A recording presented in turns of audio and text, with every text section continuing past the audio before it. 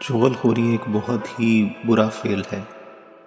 بسا اوقات اس کی وجہ سے کئی ہنستے بستے گھر برباد ہو جاتے ہیں۔ ہمیں چاہیے کہ دوست بناتے وقت اس بات کا خاص خیال رکھیں کہ کہیں ہم کسی چغل خور کو تو دوست نہیں بنا رہے۔ لہذا آئیے ایک واقعہ سنتے ہیں۔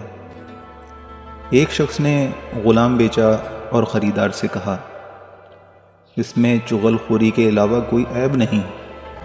اس نے کہا، مجھے منظور ہے، اور اس غلام کو خرید لیا۔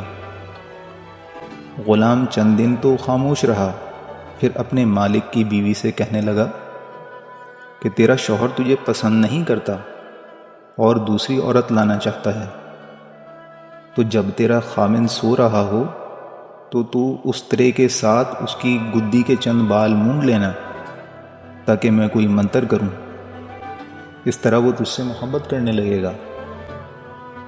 دوسری طرف اس کے شوہر سے جا کر کہا، تمہاری بیوی نے کسی کو دوست بنا رکھا ہے اور تمہیں قتل کرنا چاہتی ہے،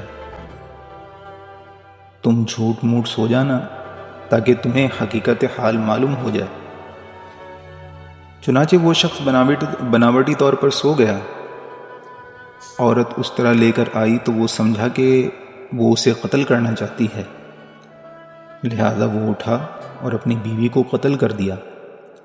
پھر عورت کے گھر والے آئے اور انہوں نے اسے قتل کر دیا، اور اس طرح چغل خور کی وجہ سے دو قبیلوں کے درمیان جنگ ہو گئی۔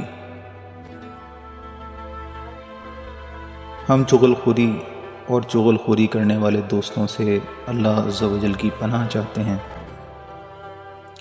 مزید انوکھی باتیں سننے اور جاننے کے لیے ہمارا چینل لائک کیجیے، شیئر کیجیے اور سبسکرائب کیجیے۔ شکریہ۔